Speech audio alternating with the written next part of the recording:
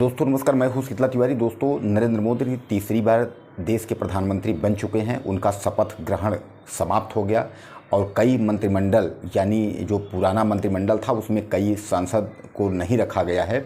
इस बार कुछ अलग अलग मंत्री बनाए गए हैं और ज़्यादातर जो पिछली बार मंत्री थे जो खास चेहरे हैं जैसे राजनाथ सिंह, अमित शाह, इन लोगों को जो है लिया गया है, यानी इन लोगों को मंत्रालय मिला है। वहीं मैं आपको बता दूं उत्तर प्रदेश की अमेठी सीट से स्मृति ईरानी जो 2014 में चुनाव हारी थी फिर भी मंत्री बनी थी और 2019 में राहुल गांधी के खिलाफ चुनाव स्मृति ईरानी जीती थी, फिर भी उनको मंत्रालय मिला था। लेकिन इस बार वह राहुल गांधी के पीए यानी सोनिया के पीए से वह चुनाव हार गई।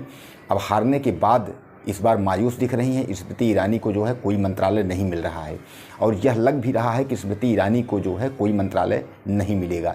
अब उनका जगह आप समझ लीजिए कंगना रनौत, आपने नाम सुना होगा। कंगना रनौत जो है बॉलीवुड से हैं, हिमाचल प्रदेश के मंडी से यह चुनाव जीती हैं और काफ़ी जो है पॉपुलर नेता के रूप में जानी जाती हैं, क्योंकि बॉलीवुड में हंगामा मचाने के बाद यह जब बीजेपी में आई हैं, बीजेपी ज्वाइन की हैं, तो इन्होंने जो है देश की आज़ादी के बारे में पहला कमेंट इन्होंने कहा था कि 2014 के बाद हमें देश की आज़ादी मिली है, यानी माननीय नरेंद्र मोदी जब से प्रधानमंत्री बने हैं उसके बाद ही देश आज़ाद हुआ है।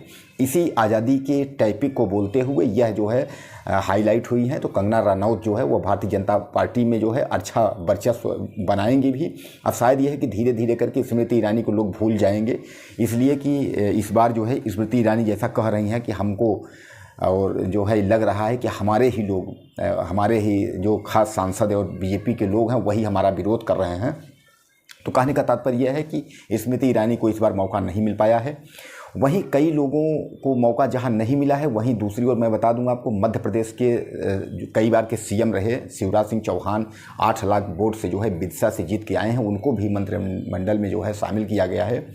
और आप समझ लीजिए भारतीय जनता पार्टी, अगर मतलब हम बात करें उत्तर प्रदेश से, तो उत्तर प्रदेश में हार तो हुई है लेकिन अनुप्रिया पटेल को लेते हुए जो है 8-9 लोगों को सम्मिलित किया गया है मंत्रिमंडल में उत्तर प्रदेश से।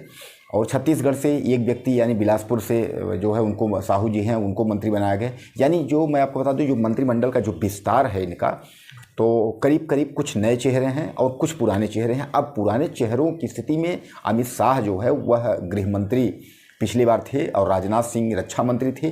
अब ये दोनों मंत्रालय इन लोगों को मिलते हैं कि नहीं मिलते हैं, क्योंकि मैं आपको बता दूं कि नायडू और नीतीश कुमार का ये कहना है कि अमित शाह को गृह मंत्री इस बार नहीं मिलेगा और ज़्यादातर नीतीश कुमार और नायडू चाहते हैं कि ज़्यादातर जो मंत्रालय है वो हमारे पास ही रहे।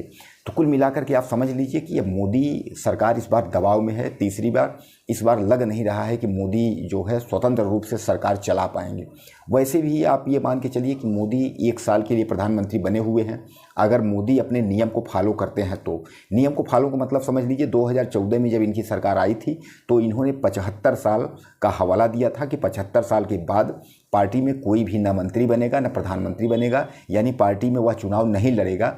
हाँ, स्थिति अगर दयनीय रही, कोई व्यक्ति नहीं मिला तो उसको चुनाव लड़ा दिया जा सकता है, लेकिन 75 साल के बाद रिटायर कर दिया जाएगा अगर ऐसा प्रक्रिया रहा। क्योंकि इसी 75 साल को लेते हुए आडवाणी और मुरली मनोहर जोशी, सुमित्रा महाजन, तमाम लोगों को जो है निपटा दिया 75 साल का हवाला देकर। अगर यह 75 साल का हवाला अगर चलेगा, बीजेपी के लोग चाहेंगे तो नरेंद्र मोदी भी अगले साल 17 सितंबर 2025 को निपट जाएंगे, यानी ये भी 75 साल के हो गए हैं, 74 में चल रहे हैं, अब 75 साल के हो जाएंगे।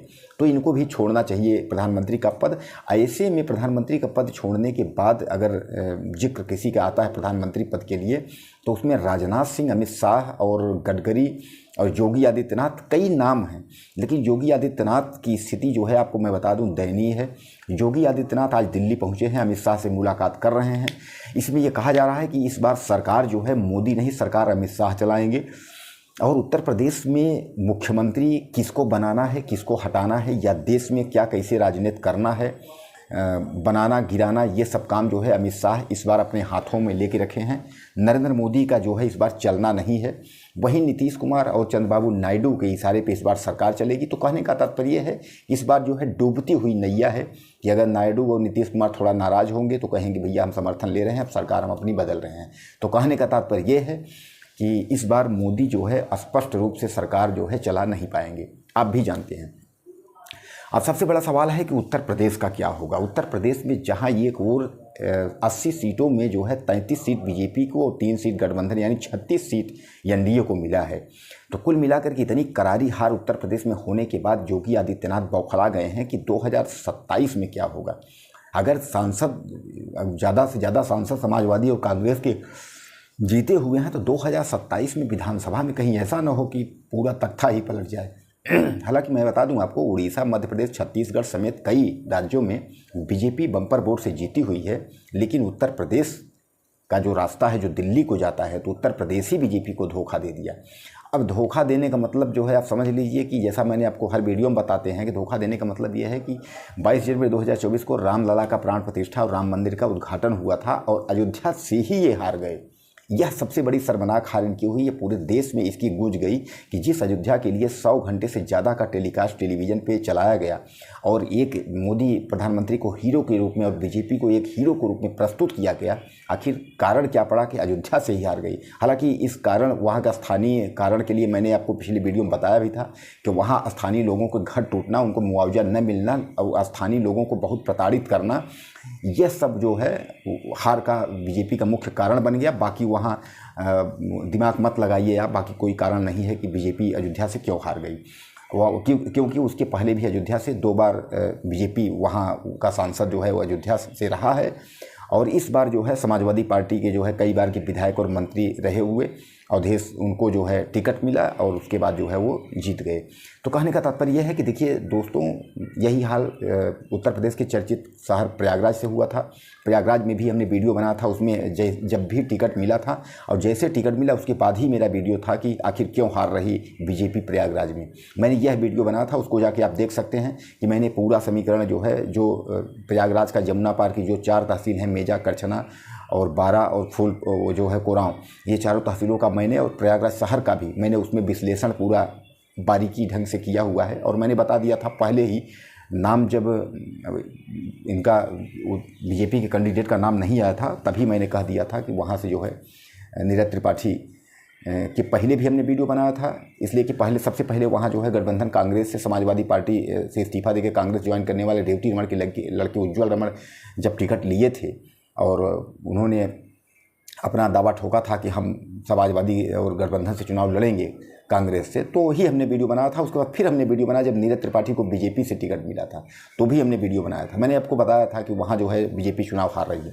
हालांकि इस तरीके से कई सीटों पर उत्तर प्रदेश में जो हार हुई है यह बीजेपी के लिए करारी हार है और इसको चाहे आप अहंकार समझिए, चाहे बीजेपी की जो लोकल कार्यनीति है, कार्यक्षेत्र जो है पब्लिक के दिल में सही से काम न कर पाना, या जो भी आप समझ के चलिए, उत्तर प्रदेश ने झटका बीजेपी को एनडीए को दिया है।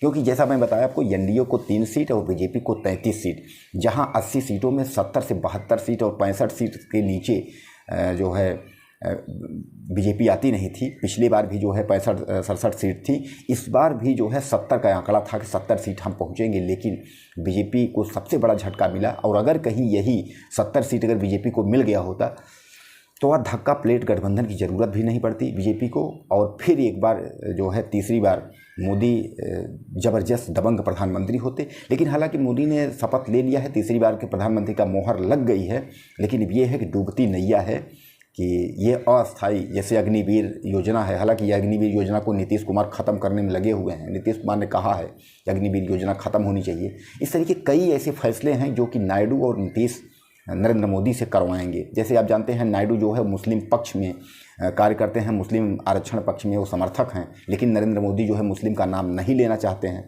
तो ये सब कई मायने, अहम मायने हैं जिसमें नरेंद्र मोदी की गाड़ी जो है वो फंसी हुई है। लेकिन प्रधानमंत्री की मोहर वह अपने के लिए लगवा चुके हैं बहुत जल्दी में।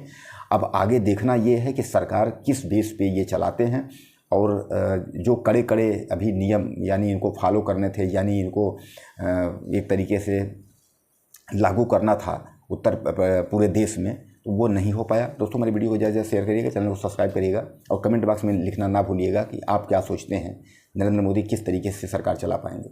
नमस्कार।